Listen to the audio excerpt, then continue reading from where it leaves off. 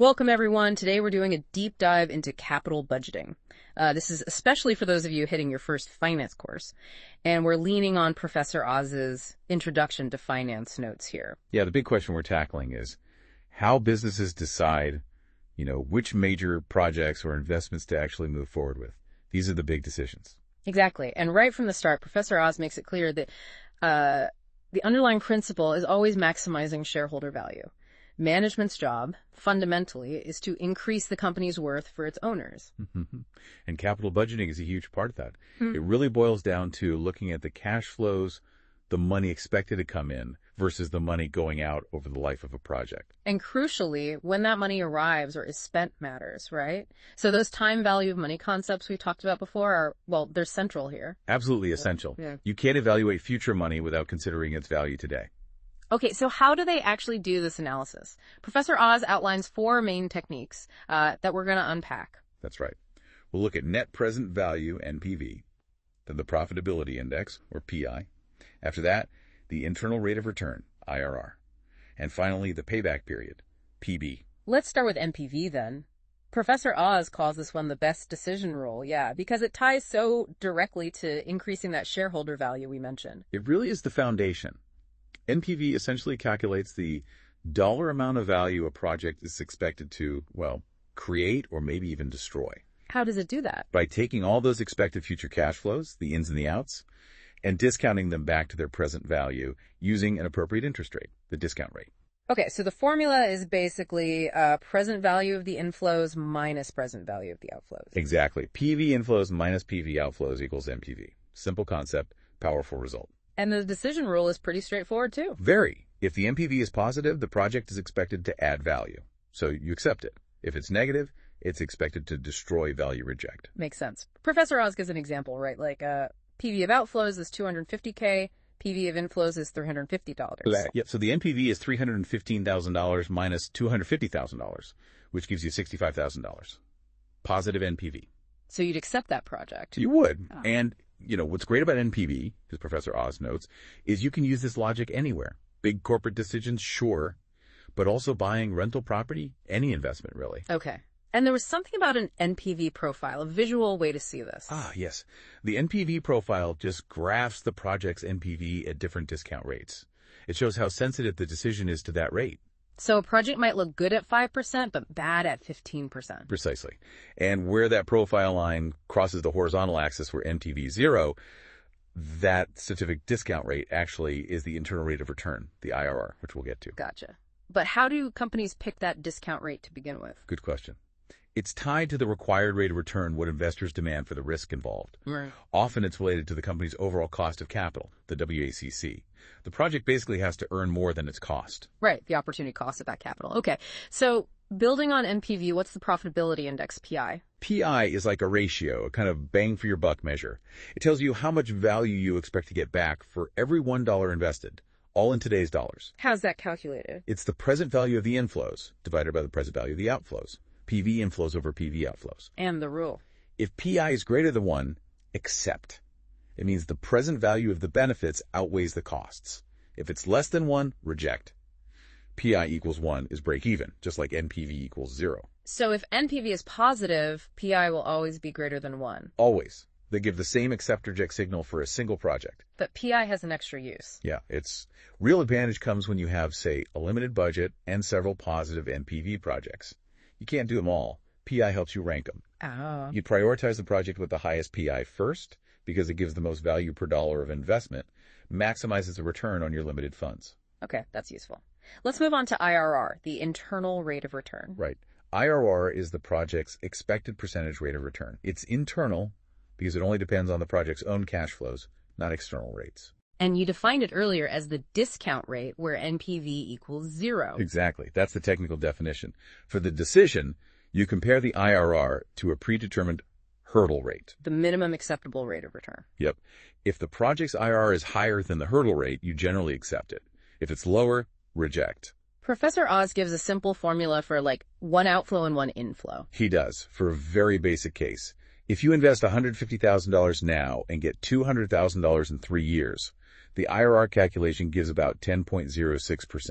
But for more realistic cash flows, multiple ins and outs. Then you can't use a simple formula. You need Excel, a financial calculator, or trial and error, basically. They compute it for you.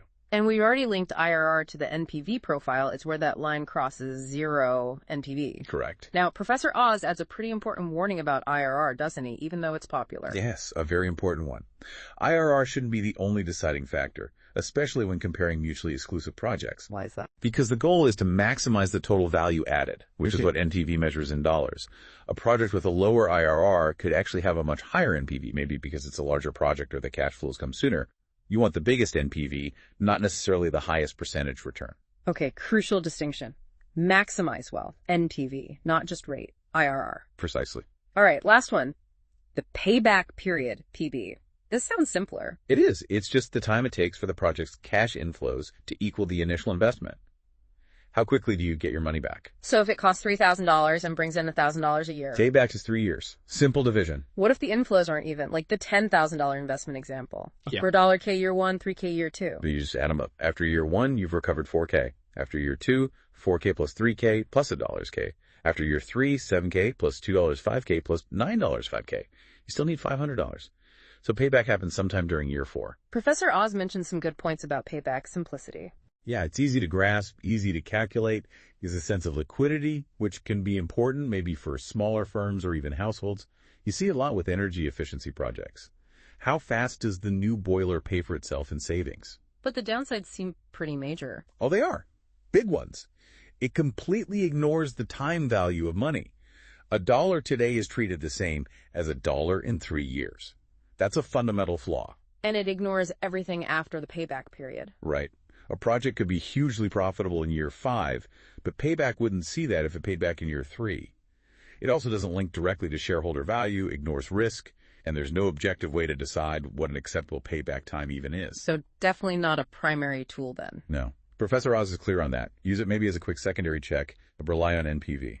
It's interesting though, Professor Oz cites surveys showing CFOs still use these methods quite a bit. NPV and IRR are very common, around 75% usage. And even payback is used by over half, despite the flaws. Old habits, perhaps, or its use as a simple risk indicator. And that Duke CFO survey mentioned a typical hurdle rate for IRR. Yeah, back in April 2019, the average was around 14% in the U.S.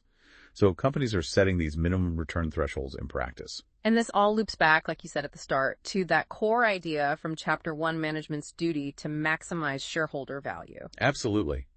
These capital budgeting rules, especially NPV, are the mechanisms for doing that. Choosing positive NPV projects is choosing to increase the value of the firm for its owners. There's also mention of a report on capital allocation. Right. It emphasizes that successful capital allocation, putting money into projects where the outputs are worth more than the inputs cost, is what creates lasting value. And again, remembering the opportunity cost of capital is key. Investments have to beat that cost to add value. Of course, all these calculations depend on forecasts of the future, which are uncertain. Forecast risk. Definitely. And that's why companies do what-if analysis. Sensitivity analysis, changing one variable. Scenario analysis, looking at different economic conditions. Monte Carlo simulation for more complex modeling. It's about understanding the range of possibilities. Okay, so to wrap up, we have NPV measuring dollar value added, PI for value per dollar spent, IRR for the project's percentage return, and payback for speed of recouping costs. Correct. And while they offer different views, NPV remains the theoretically best approach because it directly measures the impact on shareholder wealth. And you really stressed the connection to stock valuation earlier. Can you elaborate on that link? Sure. Think about how we value a stock using discounted cash flow, DCF. We forecast future dividends or free cash flows and discount them back to the present, right? Well, capital budgeting is doing the same thing at the project level. Management is forecasting the cash flows from a potential investment and discounting them back. If the present value is positive NPV, undertaking that project should, all else equal, increase the total value of the firm. Which should eventually be reflected in the stock price. It's the same underlying logic of present value driving both investment decisions and stock valuation. Exactly. By picking those positive NPV projects, management is making the investment decisions that underpin the value assessed by DCF stock analysis. They are acting in the shareholders' best interests. That's a great connection. So a final thought to leave our listeners with. Well, think about that hurdle rate we discussed, the minimum acceptable return for IRR. How does a company choose that rate? What does a really high hurdle rate say about the company? Maybe it's very risk averse. Or maybe it's signaling very high growth expectations. Could setting it too high mean they pass up good, solid projects, maybe even innovative ones with longer-term payoffs, just because they don't meet some arbitrary high percentage? It's possible. It really shows how these financial metrics aren't just numbers. They're deeply connected to a company's overall strategy, its risk appetite, and its vision for the future. Something to think about.